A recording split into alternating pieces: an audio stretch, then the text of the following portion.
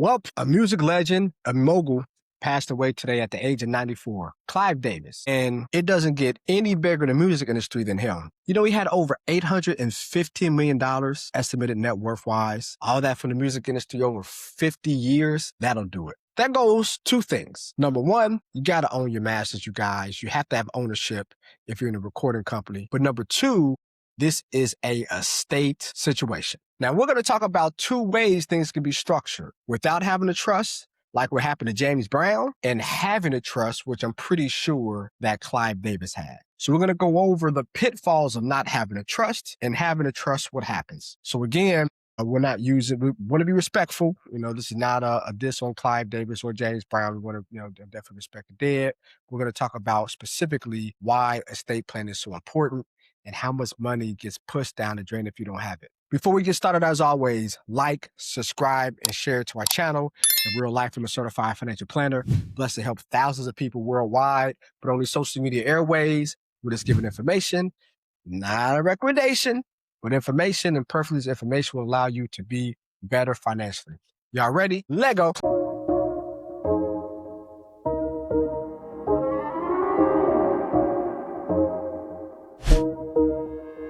And you just wanna get paid, tired of making the money mistakes. Make a payment on your bills and you still late, yeah. Painful profits to help you seek change, and you just wanna get paid, yeah. Tired of making the money mistakes. Make a payment on your bills and you still late, painful profits to help you seek change, yeah.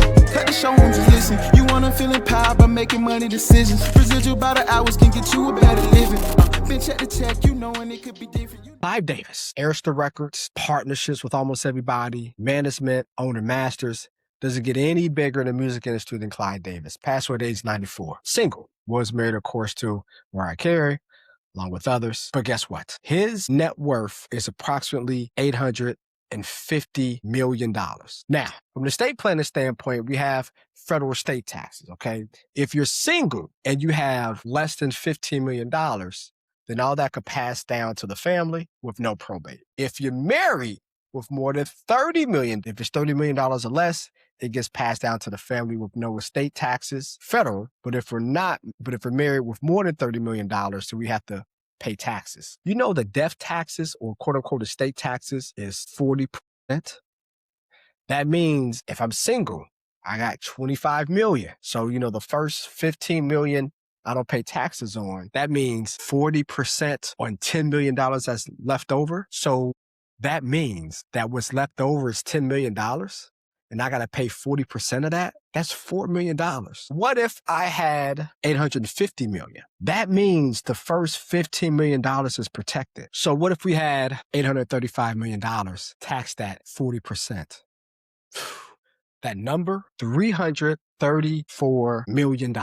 I don't think you got that. $334 million. That is a lot of money that goes to the IRS. And that goes to the IRS if you don't have your estate planning in place, like in his case, probably a irrevocable trust. Now, it's two types of trust. A revocable trust where you get to change throughout the years, and an irrevocable trust where you set it up, you can't change it. But with the irrevocable trust, then no ownership. We can't make any changes. It has a separate EIN number. So for that much amount of assets, better to do an irrevocable trust. Business owners, this one's for you. You see, you're working hard every single day. But here's the real question. Is your money working as hard as you are? I'm running a webinar, and it's built for business owners like you who want to grow, who want to learn how to do real estate deals with no money out their pocket, how to invest with intention, and how to structure the business so it exactly builds wealth instead of just keeping you busy. So the goal is simple.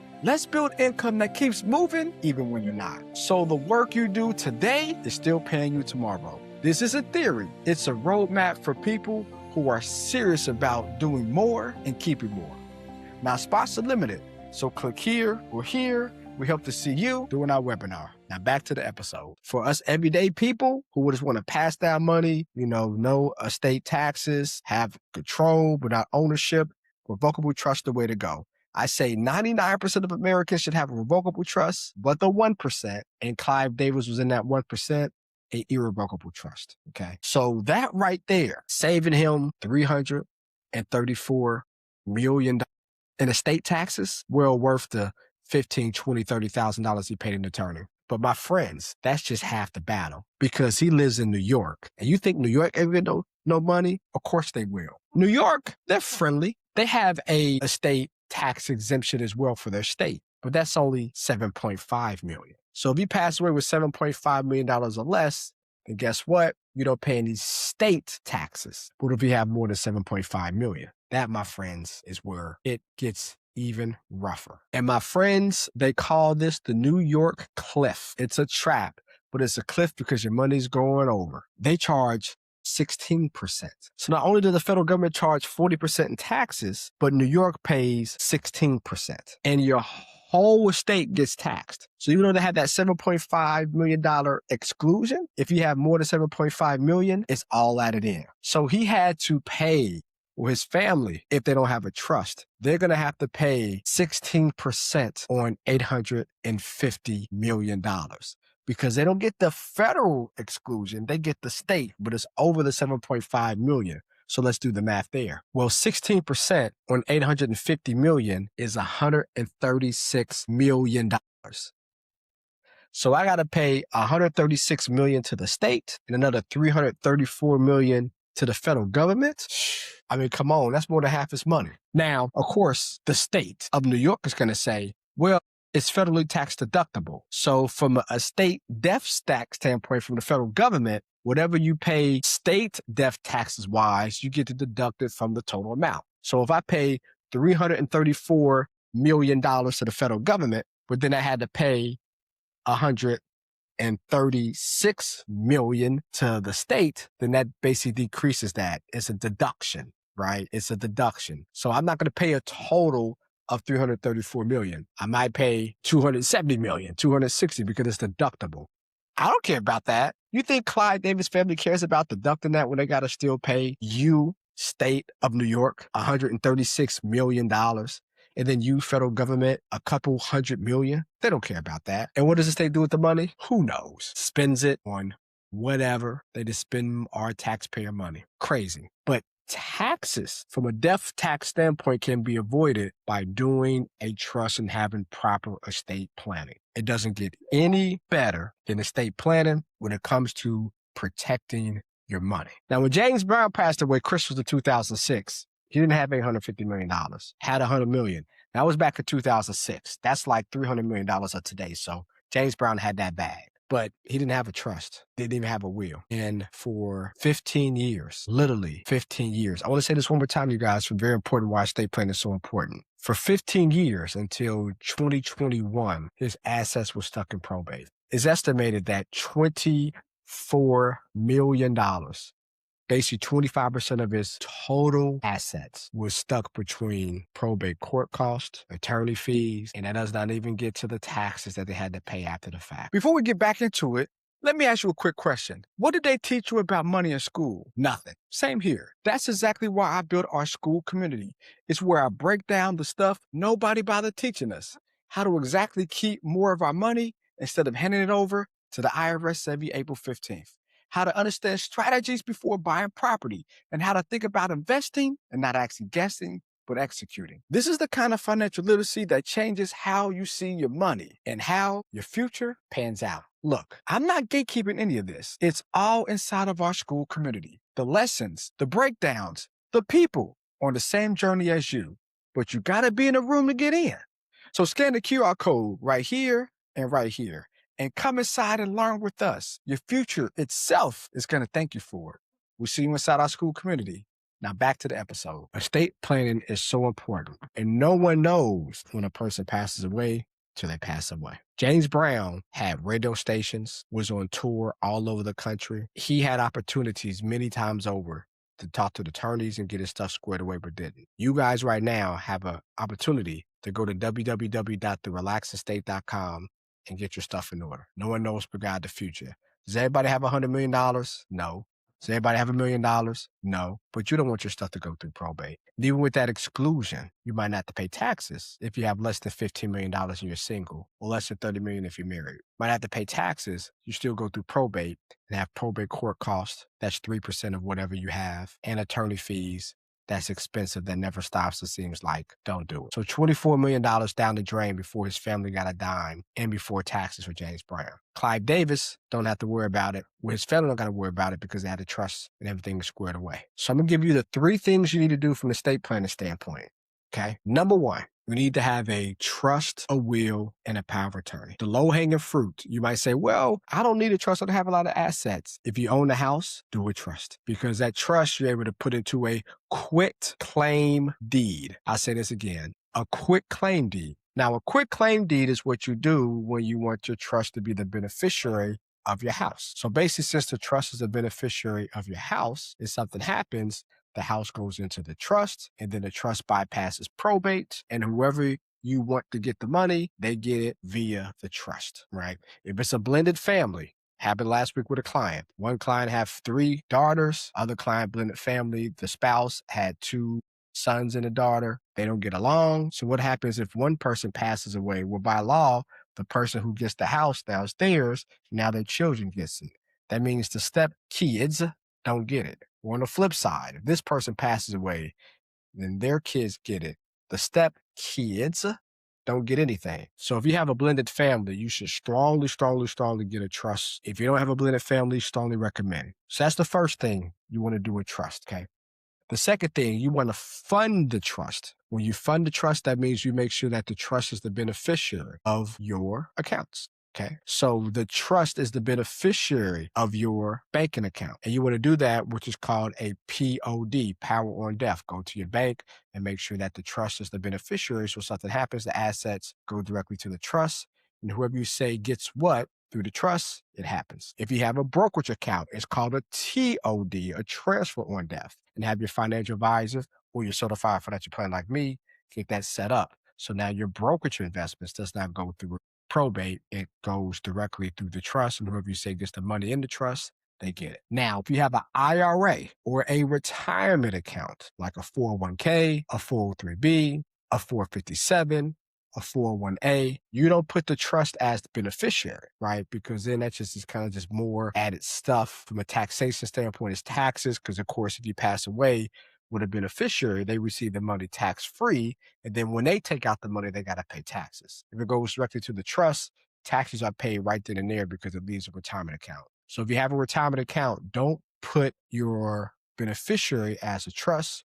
You want to put it as, your spouse or your children, whatever the case may be. That's for a retirement plan. For a life insurance policy, when we come to funding the trust, we're still on number 2, funding the trust. From a life insurance policy, you want to put the primary beneficiary as the trust. So if something happens, it goes directly to the trust. Again, no taxes with life insurance, so it's a tax-free event still. And then the trust you says who gets what, and then boom, they receive it. Just a quick minute for my business professionals out there watching. If you're a financial advisor, insurance agent, or CPA, and you're building your business, you're already delivering value to your clients. But what if you could deliver more and get paid? That's our estate planning platform, the Relax Estate, where you have attorney-created documents like trust, wills, power of attorneys that your clients can set up through software. And you white label it as if it's your own, your brand, your clients, with a new stream of revenue. You're already in the room with people who need this. You can offer it like an expert without having a legal background, and you still get paid. If you're not growing and you want to grow, this is how you add value and add income at the same time. Click here or here for the QR code, and we look forward to helping you with the Relax Estate. This is how you fund the trust. But then number 3, and number 3 is something that people don't think about until it's too late. Number 3 is you want to make sure that your family knows about it because it's a private document. Okay, so we recommend that you give a copy of your trust to your financial advisor or your certified financial planner, right? To your insurance agent, to your tax professional, and also to your successor trustees. And the successor trustees are the one that's going to administer the things that you wanted to do on your behalf. So if you say, I want my grandchild to get my old school car, the successor trustee makes sure that your grandchild gets an old school car. You say, I got 2 children, I want them to get 50% each. The successor trustee make sure they get 50% each. Now, you can have your beneficiaries as the successor trustees. So if you have 2 children You want them to kind of make sure everything happens accordingly. Then they could be the successor trustees and also the beneficiaries that get the money. So you can have your beneficiaries as successor trustees. But people, and we've seen it even with our clients, right? We just happen to know they did a trust because they use our service. But, we had a client pass away and family didn't even know about the trust, right? So, so it's very important. You give a copy to your financial advisor, your insurance agent, your tax professional, and your successor trustees, right? Now, when you make adjustments to the trust, it has to get notarized again with the adjustment. And then your people who are getting copies of the trust, they need that extra copy. So if you update your trust 5 years later, right, then you need to make sure that new copy is given to your financial advisor, your insurance agent, your tax professional, and etc. Those 3 steps, getting the trust, will and power of attorney, and doing a quick claim deed, funding the trust, and making sure the trust documentation copies of those service providers I talked about goes a long way in having peace of mind. Clive Davis, from a estate planning standpoint, had peace of mind. James Brown did not have peace of mind, and it's a huge difference. So let's get a trust, a will, and the power of attorneys who will give our money to the government. Let's fund the trust. Let's give those documentation copies to our service providers. If we do those things, we're in good shape. Remember, you don't need $100 million. You don't need $1 million. Have a house. We need to get a trust, a revocable trust, a irrevocable trust for the top 1% like Clive Davis. But for our normal folk, revocable trusts might be the way to go. But talk to your local attorney or go to www.therelaxestate.com, and we can definitely help you from that standpoint as well. Well, you guys, again, Clive Davis, rest in peace. A lot of things you did in the music industry. He was an innovator. So you're what you've done from a society standpoint, priceless indeed. But as always, love is love. Like, subscribe, and share it to our channel. Thank you guys again. We have over 100,000 followers on our YouTube because of you guys. I appreciate it. Let's get to 115,000. We're at 105 now. Let's get to 115,000. As always, let's make some painful profits together, you guys. Peace.